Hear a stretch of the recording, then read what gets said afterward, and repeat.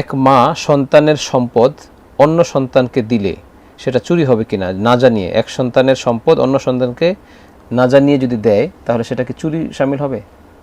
দেখুন, সম্পদ উপার্জিত অর্থ প্রত্যেকের মালিকানা, সেটা আলাদা আলাদা। অতএব এই মা তিনি তার এক সন্তানের সম্পদ আরেক সন্তানকে দেয়া এটা কোনোভাবেই উচিত নয়।